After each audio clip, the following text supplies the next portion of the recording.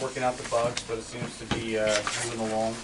We're ready to transition over our radios to DPW. We have a box full of mobile and portable radios for you, and they should be all programmed for just DPW and Upland Fire Ground.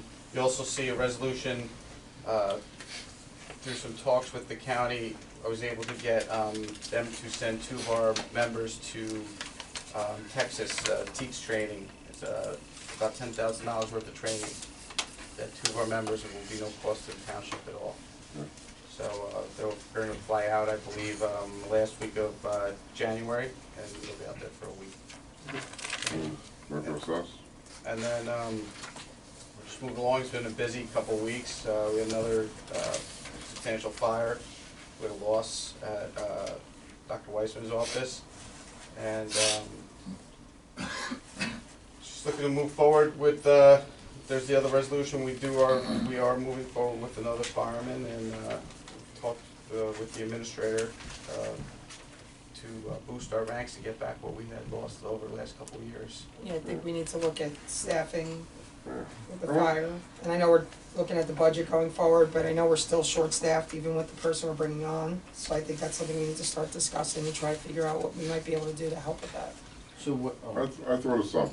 You might think I'm nuts. I know people are going to hate me when I talk about it. Right now, first aid pays people to cover it during the day. Am I correct? They do, correct. Whatever we give them, I don't know. We give them about $90,000 a year. I figured, I know it was up there. Right, Michael? 90? 99,000. How much? 99,000. 9,000. Okay. The thing is,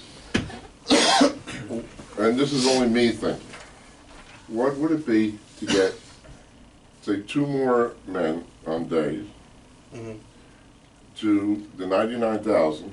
I know it's a lot more than that after a while, you know, with the pays and all that stuff.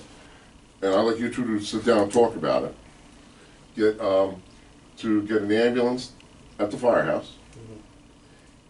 They go out on the first responders or whatever. You guys are first responders anyway. You got the patches and all that other stuff. So you have all the credentials. If we save 90,000 without giving it them, because they, if you remember correctly, when we talked about it, they bill now. If I get, something happens to me and take me, they take what the hospitalization takes. Right? If you're out of town and have insurance. No. If I'm in town, they will take me from here, just say I have a heart attack now. They'll take me to the hospital, and whatever my insurance pays, that's what they accept. I don't believe they do it for residents. They only do it for non-residents. No, from what I understand, I thought it was, because they weren't getting anything at one time. And we said, are you kidding me? Right. Hospitalization doesn't cost you anything. You know, in other words, sometimes Linda or her husband, it doesn't cost her anything. But out of town, they're going to say, well, this is a $200 cost, but I get only $100 back from hospitalization. We're not charging Linda anything. Linda doesn't even see anything. Nothing happens. I thought the resident... I don't think that, from what they've told me, and I've talked to them, and they put out a letter, they only do it for non-residents. I'll double check that. They only do it for non-residents. But get together and see, other towns have done it, and I don't... Well, we've talked about it. Cranford runs a does it? I don't know. Oh yes, they do. And they bill, and the money goes back into the township. Yeah. Cranford does it, Union does it, Hillside does it, Roselle does it. I mean, if we could way say, of fire service. if we I'm just saying, if they could live off of what they get from the hospitalization, I don't know how much it is. I have no idea. Do you know, Michael? You don't? I know. I just made a note for myself too. I'll check with the crew and Liz. And this way, you can, if that's $90,000, we can take back into us, and if we can hire another one, say 2 firemen, and we can build that up and start building hospitalization. Residents are supposed to pay whatever hospitalization pays. If you're out of town, you come from Maplewood or something like that, you would pay whatever the cost is. I have no idea. Yeah, I know Maplewood does that. I mean, just check it out. I mean, Cranford got a very good program. My biggest concern is just, I know we're short-staffed with fire, and as all of these fantastic businesses are popping up on 22 and everything, it concerns me that we're short-staffed and we're having all these new businesses and new buildings, and I'm just, you know, a little fearful that it could not be a good situation, so I wanna try to look into it and see what we can do. We to try are, to, in the budget draft process, we're doing a couple different scenarios. So the chief and I and Captain Mastroni, we are putting together a budget that is assuming everything is the same. Another budget that would increase it gradually by 2, and another one which would increase it by the same, however, it would actually account for overtime to the level of staffing that is what's necessary. okay. So, assuming, good to yeah, hear. to So think we so, see- let's say maybe it's cheaper with overtime than it is with staffing, so we're looking at it that way. We're also gonna look at it with 2, and we're looking at it Try to with, split.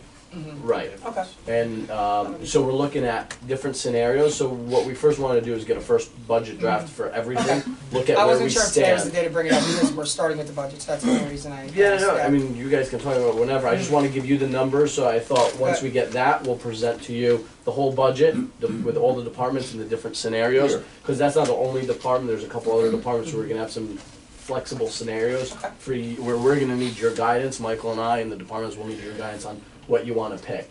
So, once we go from there, you know, you tell us That sounds what's palatable, what can be done. So that's the, I'm just trying to figure out where we could pay it. I mean, I have a Yeah. quick question. because, Can you just explain, Chief Pombo, the difference between overtime for tour coverage and recall? So tour coverage is when the tours are running short-handed, versus recall is, for instance, I don't have enough personnel at the call, so I'm recalling off-duty members to come on in. that's all So there's a overtime. big difference, yeah, so it's Okay. overtime as well.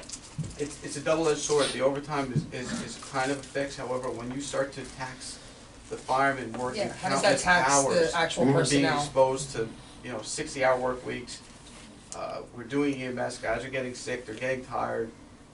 Yes, there's a fix down the, it's a temporary Band-Aid, but it does fall in the hands of that we are tremendously understaffed, and it's gotten to the point where Springfield's growing so much that we can't keep up. And it's showing on the members that, And that's my concern, just that we're growing a lot, which is great, but we have to factor that in as well. And I know there's a cost, obviously, I don't know the Absolutely. numbers, but I think, I'm glad that we're looking into it, so we can kind We've of been say. working on kind of a plan to skin the cat multiple ways, but hopefully right in the middle is where we can go. I just wanna make sure everything's taken as well. Summer starts going. And you know you're gonna calls over there with construction. Like, You're gonna be over there every day and all that other stuff. And once it gets done, I wanna make sure we have enough to protect the people over there. you mentioned the report, you picked it on an item in the report. If you notice, the report format is different also. I started with the fire department, picking on them. But I figured that was a good place to start. They've got a lot of good data there. I'm trying to revamp all the departmental reports so they're a bit more informative, they're a bit more data-driven. Chief did a great job, I think, with this report. If there's any feedback on any of the reports, if it's just too much narration, too much just anecdotal stuff, it really isn't that informative. I want to make sure that you guys can look at it and make good policy decisions based on that. I don't know if that accomplished that with this fire department report. And then look at the other reports, the next one's gonna be police, and then DPW, changing those up, and then rec after that. So let me know what is better for you. And on the issue with the first aid squad, Mayor, excellent idea, I just need to caution you all of the, the repercussions. You're taking away $99,000 from them. It's a wonderful idea, but at the end of the day, you as a township committee are the ones who are going to eat that and bear the brunt for that. And they're going to come to you. A lot of the first aid residents, a lot of first aid members are also residents. So I just want to caution you that it needs to be a diplomatic, I think, on the township committee end, a diplomatic outreach too. Because if the chief does this, it's gonna look a bit antagonistic. For some of us who have been here for a while too, and know the relationship that used to exist with previous levels of leadership, there was some fear and animosity that it was one trying to eat the other up. And so, just wanna caution you about that. I'm just glad we're looking at numbers so we can kind of think of a reasonable way. So I definitely think we have to address it, but obviously we need to see numbers to see what we can do. But, all right, Michael, do you do the bill, who does the billing for, first aid? Not us. We've not us. You don't have any, We have your hands are nothing. warm. In other words, we give them money and That's it. That's an Right. annual grant we give them and nothing more. The only thing just like to see how much they bring in for, I ain't using the ambulance, you know, picking people up and taking all that stuff. I just wanna get that, so this way you can get an idea of what it is. I don't wanna disband the first aid. First aid is very good. They're fantastic. I mean, I'm not, you know, I can't say anything, I mean, but I just wanna, we're trying to get more people for the fire. And if they're there all day, if I have, whatever it is, 2 extra guys in the firehouse, why don't I use it for that? I mean, that's what I'm looking at. That's my thing. Okay. I mean, now, they all hate me. They'll get a call from my house and they'll say, forget it, we're just going around blocking all the time. So I have a question about, I know we're looking into hiring more staff, and we're obviously gonna do this hopefully one at a time. So you're short-staffed, so if you add a firefighter, how do you infuse that one firefighter into the mix in terms of shifts?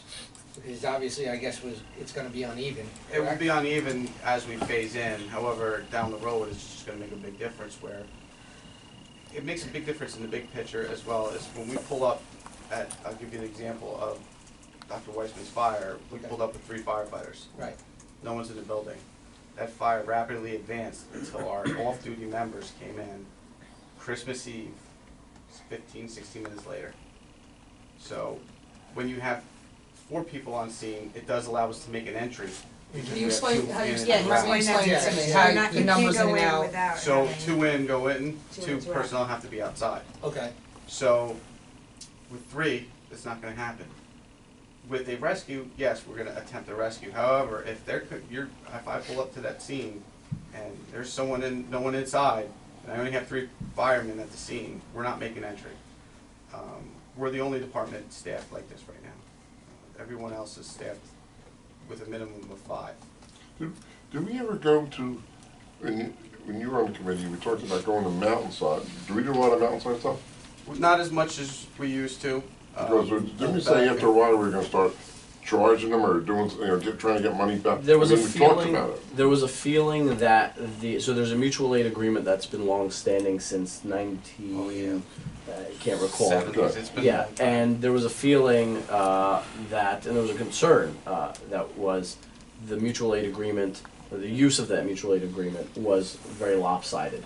That towns like Mountainside, for example, where they have a volunteer fire department, were relying heavily on towns like Westfield and Springfield, who immediately border them, who are paid departments. So we're shouldering the burden of having to respond to their calls when their volunteer firefighters could not during the day.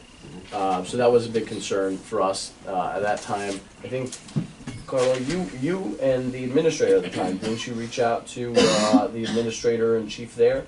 And it was supposed to be a meeting, I remember Jim Gilday, fire chief of Westfield as well, and I believe you guys met. I have some think even emails to Director that. Roselle did at the time, and This was more recent. This was in the last 2 years or so. There was follow up. I believe it was Anthony just before. It was. You were on the yeah. committee. I think it was Yeah, I we think it talked was about it when we were Anthony. in the firehouse. Actually, was the last Yeah. time we were talking Anthony about met that. with. Yeah, it was Anthony, Gilday, Debbie, Debbie, and yeah. you and the fire chiefs I thought so. from those I thought 2 so. towns were supposed to have a meeting. I thought so. Yeah. We've had discussions, but not in the last 2 years. Okay, well, maybe, I was just wondering how we were doing with that, 'cause we used to go a lot. No, like I said, we've been understaffed. We've had 2 studies done. Here we Both go. recommending the staffing levels as well. And right now, 2014. we're getting slaughtered with manpower issues right now. We have two major illnesses going on in the fire department right now. Yeah, we too. get a little flexibility with that, and like I said, all the new This stuff was will be- in 2014. There was a meeting. Chief Sanford, I apologize. Yeah, I It was was, gonna say. it was just before you. So it was Chief Sanford, Chris Cotter, Westfield, a couple of administrators. They met Jim Debbie, and then it was a meeting around January 29th, 2014. It's my birthday. Yeah, Nope. I remember them having the meeting. They kind of slowed down the pace. They were pulling us in way too Yeah, much yeah. on stuff that wasn't needed. and we pulled back and said, you're gonna have to take care of the problem, so. Thank you. Thank you. Public Works. Okay, Good job on the roads, my kids were very upset to have to go back to school when their mother had off. right, I So I was gonna send them your way, so usually you hear can that, explain I it. did too good of a job, nobody wants to go back to school. I enjoyed the day off without my kids, thank you very much. So just a little bit about where we left off. So we did